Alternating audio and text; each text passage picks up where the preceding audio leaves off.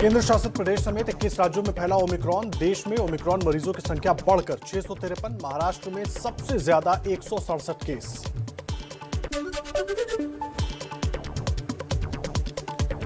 स्वास्थ्य मंत्रालय ने सभी राज्यों के मुख्य सचिवों को पत्र लिखकर कहा, 3 गुना संक्रामक है ओमिक्रॉन, सावधानी बरतें।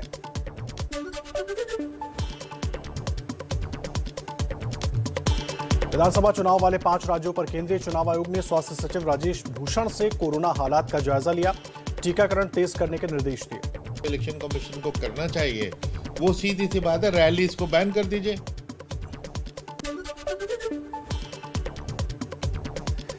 केंद्रीय स्वास्थ्य सचिव सुबह 11:30 बजे राज्यों के साथ कोरोना पर समीक्षा बैठक करेंगे। नई गाइडलाइंस और बच्चों के वैक्सीनेशन पर होगी चर्चा।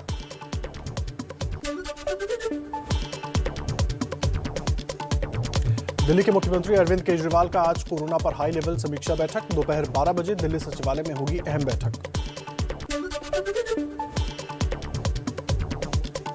दिल्ली में कोरोना के मामलों में लगातार बढ़ोतरी। 24 घंटे में 331 नए मरीज सामने आए हैं। 9 जून के बाद एक दिन में सबसे ज्यादा केस। संक्रमण दर बढ़कर 0.68% हुई।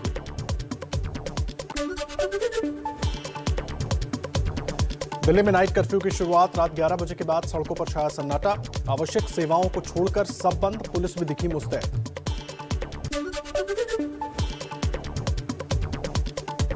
इलाहाबाद हाईकोर्ट की चुनावी रैलियां रोकने की अपील के बावजूद यूपी में धुआंधार प्रचार जारी। आज हरदोई, भदोही और सुल्तानपुर में जनसभा को संबोधित करेंगे गृह मंत्री अमित शाह।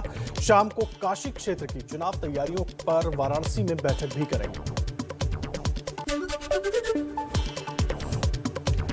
बीजेपी अध्यक्ष जेपी नड्डा आज यूपी हापुड़ और बदायूं में करेंगे जनसभा। यूपी के डिप्टी सीएम केशव मौर्य भी रहेंगे मौजूद।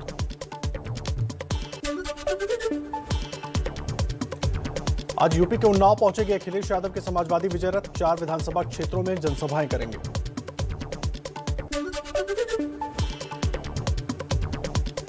लखनऊ में कांग्रेस की मैराथन दौड़ में फिर उड़ी कोरोना नियमों की धज्जियां। मास्क लगाए दिखी बच्चियां, लेकिन नहीं हुआ सोशल डिस्टेंसिंग का पालन।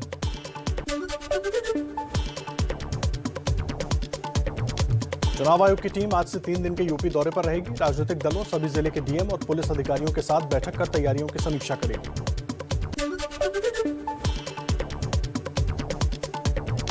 सूत्रों के मुताबिक जेपी नड्डा से मुलाकात के बाद ब्राह्मण नेताओं में नाराजगी की बात सामने आई। नाराजगी दूर करने के लिए बीजेपी ने कमेटी बनाई है। कैप्टन अमरिंदर सिंह बीजेपी और ढींसा के बीच गठबंधन फाइनल। सीटों का बंटवारा तय। तीनों दलों के गठबंधन का संयुक्त घोषणा पत्र बनेगा।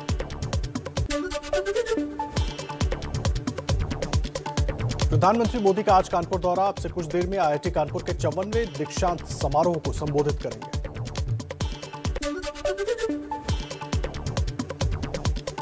कानपुर में मेट्रो का सपना आज होगा पूरा। दोपहर 1:30 बजे कानपुर मेट्रो का उद्घाटन करेंगे PM Modi. IIT Kanpur station से गीतानगर मेट्रो स्टेशन तक सफर भी करेंगे।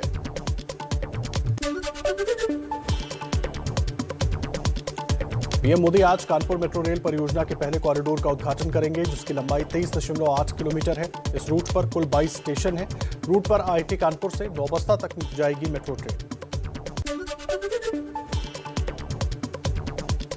कानपुर मेट्रो परियोजना की कुल लंबाई 32 किलोमीटर है। इस पर खर्च होंगे 11,000 करोड़ रुपए।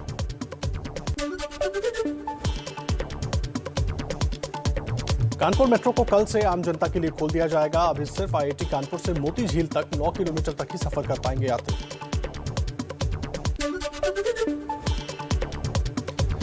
कानपुर मेट्रो का अक्टूबर 2016 में सबसे पहले अखिलेश यादव ने शिलान्यास किया था, लेकिन यूपी में बीजेपी सरकार आने के बाद मार्च 2019 में पीएम मोदी ने फिर से कानपुर मेट्रो का शिलान्यास कर काम शुरू करवाया।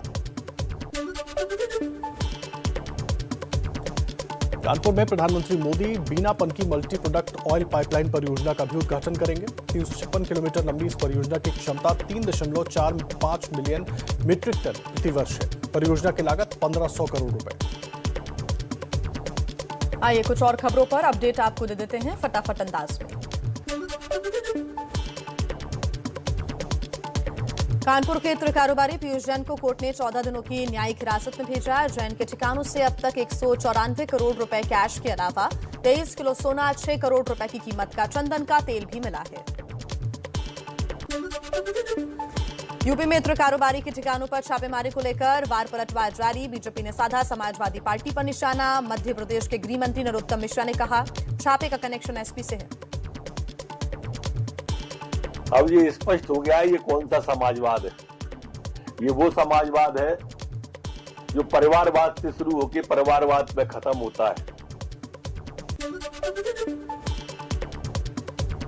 छापेमारी पर एसपी का बीजेपी पर पलटवार। एसपी प्रवक्ता अनुराग भदौरिया ने कहा, नोटबंदी के बाद भी इतना पैसा मिलना बताता है कि सरकार की नोटबंदी फेल। काले धन का एक एक नोट चिल्ला चिल्ला के चीख चीख के कह रहा है केंद्र सरकार, भारतीय जनता पार्टी, आपकी नोटबंदी की जो पॉलिसी थी वो फेल है, फेल है, फेल है। कन्नौज में पीयूष जैन पर छापेमारी को लेकर सुहेलदेव समाज पार्टी के अध्यक्ष ओम प्रकाश राजभर बोले, पीयूष जैन का समाजवादी पार्टी से कोई लेना देना नहीं है। देश में कुछ भी होगा उत्तर प्रदेश में तो उसका तार सीधे समाजवादी पार्टी से जोड़ दिया जाएगा, भले वो भाजपा का एजेंट हो। ड्रग्स केस में फंसे विक्रम मजीठिया ने अग्रिम जमानत के लिए हाईकोर्ट में की अपील। इससे पहले मोहाली कोर्ट से खारिज हो चुकी है जमानत याचिका। दिल्ली में डॉक्टर्स की हड़ताल से ओपीडी सेवाएं बंद। सफदरजंग अस्पताल के बाहर इलाज के लिए परेशान होते दिखे मरीज। हाँ, यहाँ पर इलाज चल रहा है, दवा क्यों नहीं चल रहा है। दिल्ली के 2500 डॉक्टर्स को हिरासत में लेने के बाद उन्हें छोड़ा गया। दिल्ली में रेसिडेंट डॉक्टर्स ने अधिकतर सरकारी अस्पतालों में बंद किया कामकाज। कल नीट पीजी काउंसलिंग में देरी के खिलाफ आयोजित विरोध प्रदर्शन पर पुलिस एक्शन से डॉक्टर्स नाराज।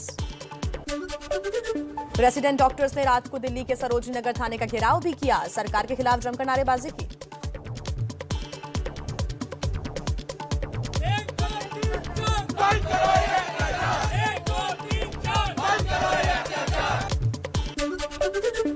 कल सुप्रीम कोर्ट की तरफ मार्च करे डॉक्टर्स से पुलिस की झड़प हुई थी। धक्का मुक्की में कई डॉक्टर्स और 7 पुलिस वाले जख्मी हुए थे।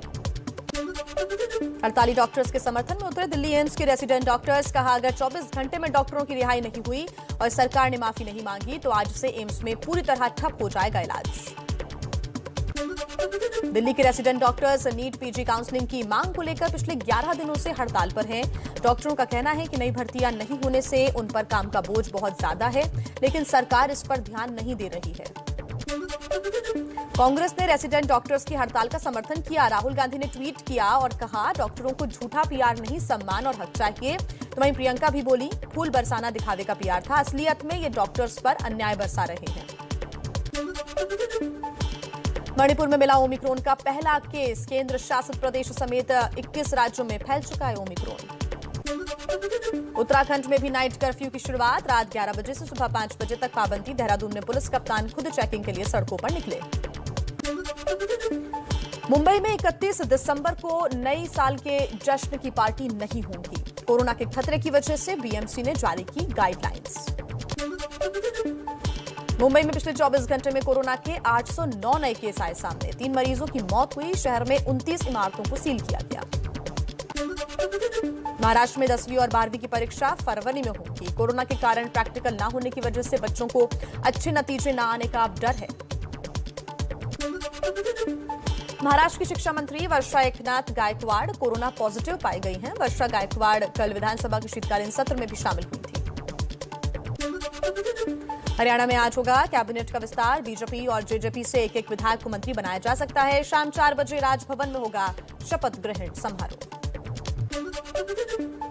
कांग्रेस का आज 137वां स्थापना दिवस। दिल्ली मुख्यालय पर आयोजित कार्यक्रम में शामिल हुए सोनिया, राहुल समेत तमाम वरिष्ठ नेता। देश भर में कार्यक्रमों का आयोजन।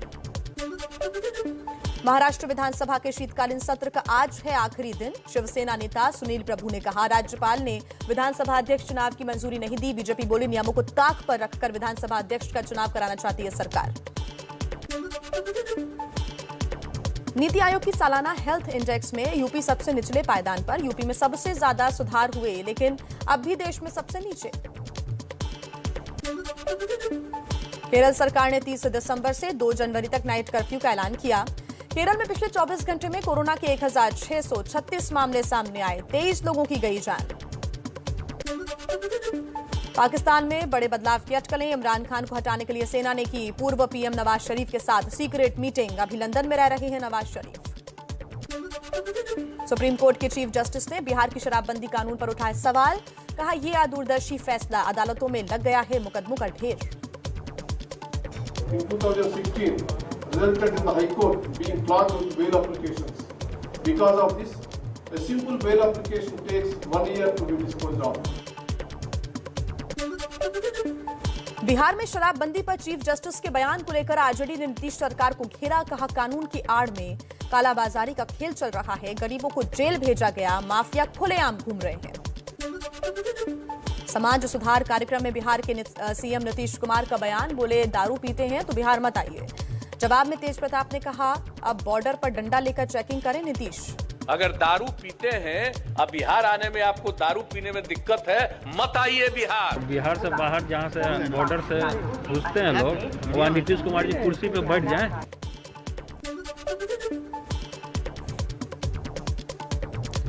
लुधियाना ब्लास्ट मामले में सिख फॉर जस्टिस के एक सक्रिय सदस्य जसविंदर सिंह मुल्तानी को जर्मनी में हिरासत में लिया गया। पूछताछ जारी है। लुधियाना समेत अन्य शहरों में धमाका करने की योजना थी। पटना में बकाया वेतन की मांग को लेकर वार्ड सचिवों का बीजेपी ऑफिस के बाहर प्रदर्शन। पुलिस ने लाठीचार्ज किया, लोगों पर की पानी की बौछार। जम्मू कश्मीर के अनंतनाग के आतंकियों ने सीआरपीएफ बंकर पर ग्रेनेड फेंका। किसी के घायल होने की खबर नहीं। अरवानी इलाके में वारदात हुई।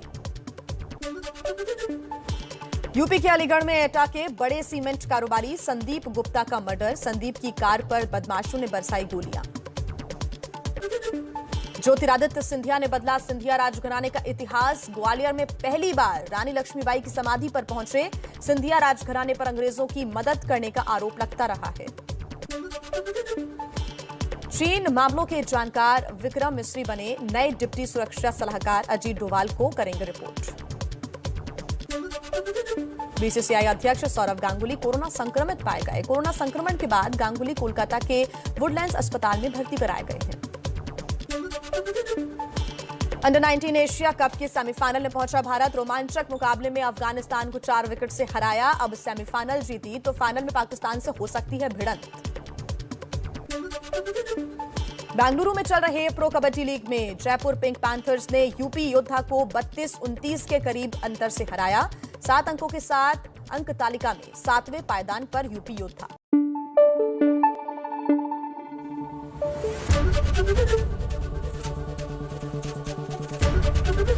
एबीपी न्यूज आपको रखे आगे।